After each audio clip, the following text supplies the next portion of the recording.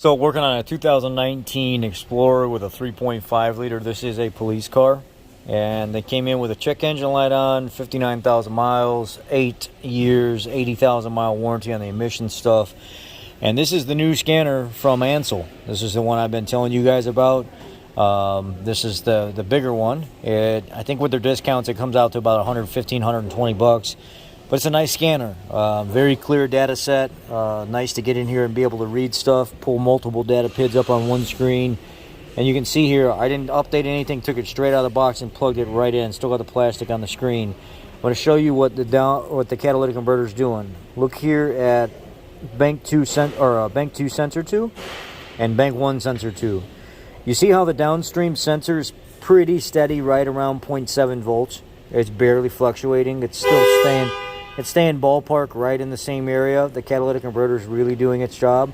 The upstream should be fluctuating a lot, but not the downstream. And now if you look at bank 2 sensor 2 here, it'll go from 0.7 all the way down to 0.5, down to 0.3, down to 0.2 sometimes. It's really all over the place. There's 0.5. It's not doing its job at all. It's to the point where it's really starting to fail. You can start to smell a lot of gas in the shop around the vehicle. And this catalytic converter here, it needs to be replaced. It's already set a P0430 code. The P0430 code is set for the front catalytic converter. The P0420 code is for the back. So at this point, let's monitor a little bit more so I can show you exactly what's going on here. It's just dropping down way too low. The it'll get down. It got down to 0.3 a couple times as well. So it's just all over the place. You see this other one up here, it's not doing that nowhere near as bad.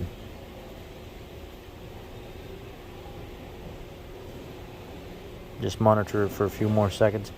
See how high it's getting, and then it's dropping back down real low, back down to 0.65. Then it'll go down to 0.35, 0.55.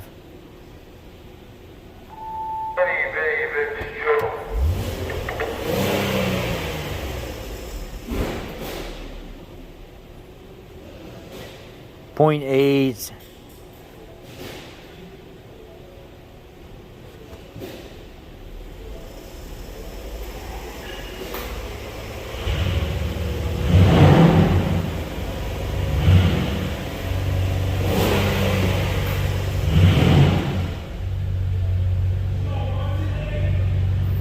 See how fast this upper stream one recovers, where this one takes a while for it to recover?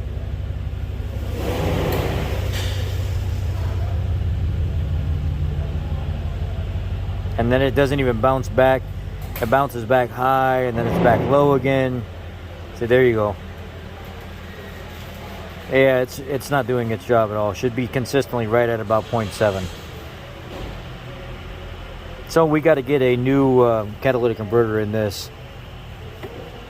Let's continue to explore the scan tool. I mean, you can go into a number of things. You can go into graphed items as well. So if we want to go here, you can look at your engine coolant temp. So you select your item by hitting enter and then back out of it to get it to pop up on the screen.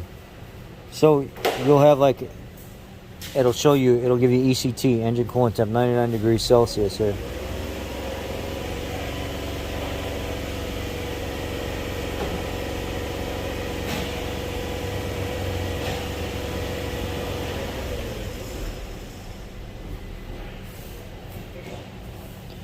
Go ahead and back out of this. View graphed items again.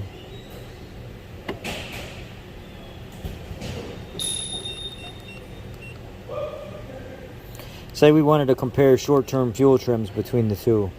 Let's look at short-term fuel trim bank 1 and short-term fuel trim bank 2. And then let's back out once we select them. And then we can look at the two. One's in red, one's in white.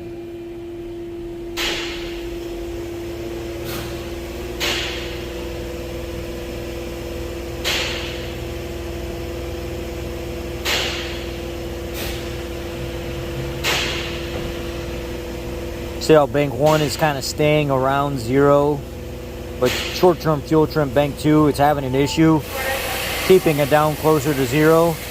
And then one has to try to catch up and help compensate for some of it. That's because short-term fuel trim on bank 2 is the issue with the catalytic converter on bank 2.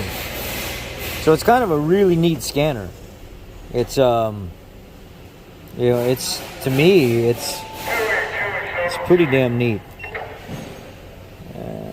Let's look at O2 sensor test. See if it'll do it. Some vehicles it is supported, some it's not.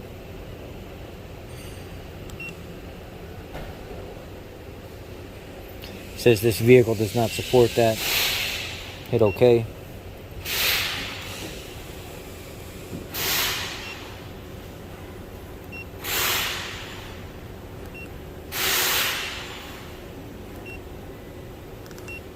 You get your monitor readiness.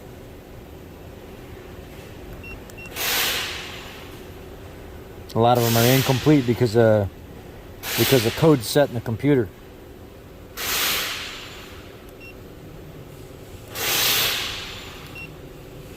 Look at freeze frame data with it.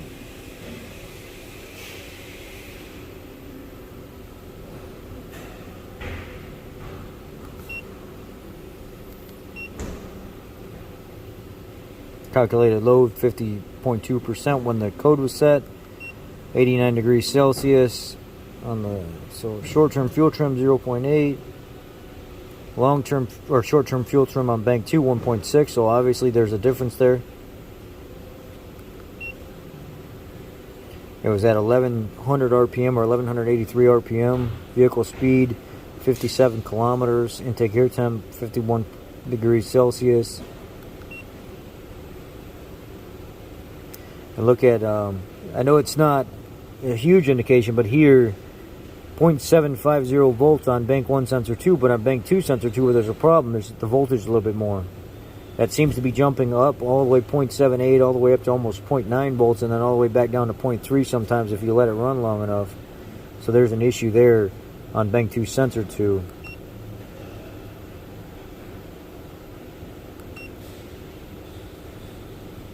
The oxygen sensor current for bank 1 sensor 1 is negative 0.15 and negative 0.12. Bank 1 sensor 1 EQ rat 0.988.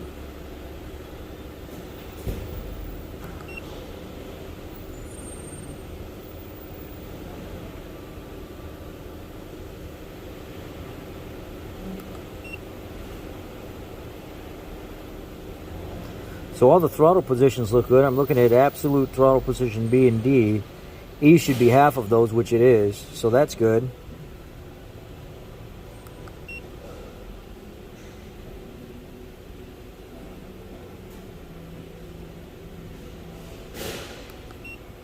Long-term fuel trim is good. So it seems like short-term is having an issue with that catalytic converter keeping up with how it's cleaning everything up, and it's trying to help. So yeah, we got to put a cat in this thing. Let's back out of this completely.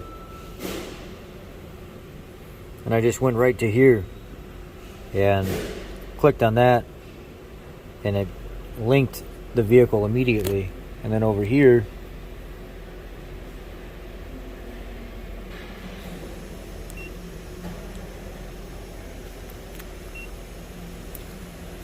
you can do scan reviews.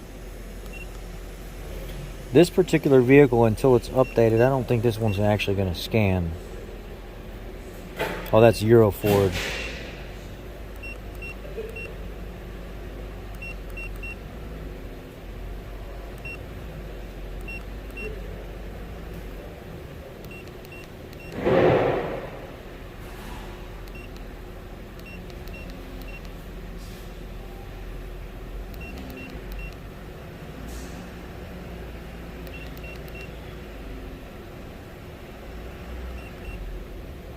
There's Ford, Australia Ford.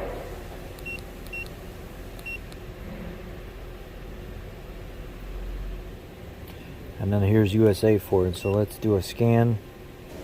Let's make sure we got this turned off.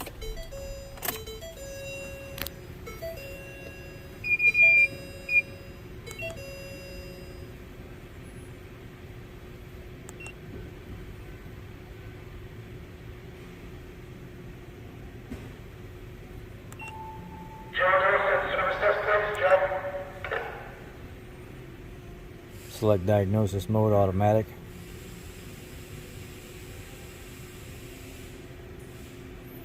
So now it's going to go through and it's going to check everything that it can check through. It's automatic diagnosis mode.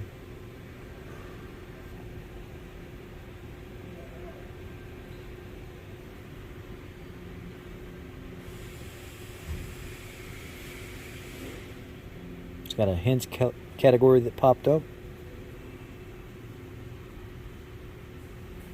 It's got all kinds of different makes and models of different places where it's built and programmed to be able to communicate with all kinds of different vehicles. That's pretty cool. Let's go down to the powertrain control module. Let's hit select.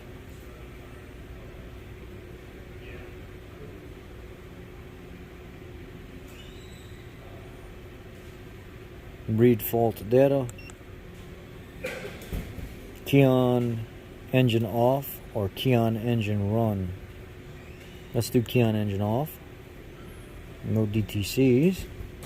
Okay.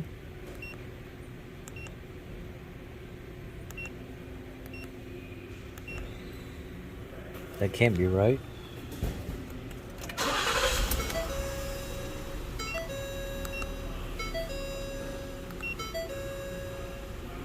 Oh, it's continuous memory I was supposed to click on, that's why. There it is. Catalyst system efficiency below threshold bank 2, which is the front cat by the radiator up there.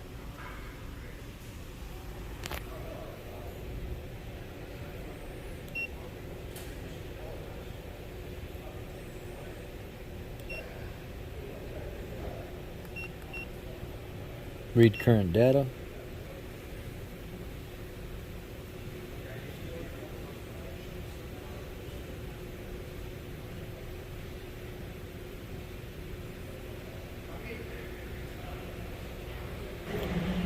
Now under the direct selection of the vehicle, instead of going generic like we did initially, now we get all kinds of data PIDs.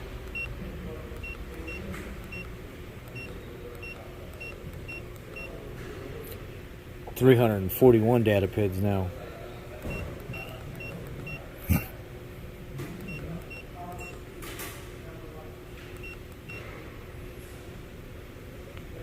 I mean, this thing's got fuel pump control circuit monitor, fuel pump monitor, foot brake switch used by strategy monitor, fuel tank pressure. I mean, there's stuff in here I've never even seen before.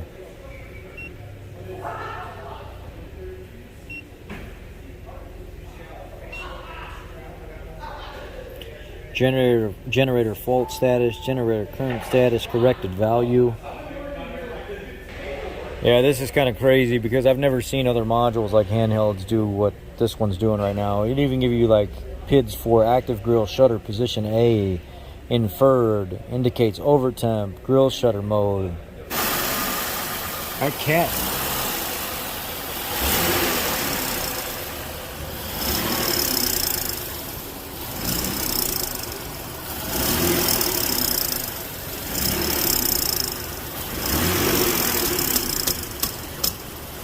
Go ahead, keep doing it.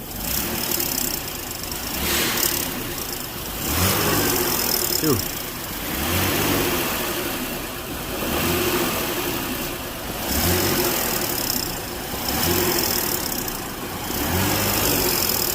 Sometimes when these start to go out, I've never seen one make that sound without it actually cracking first.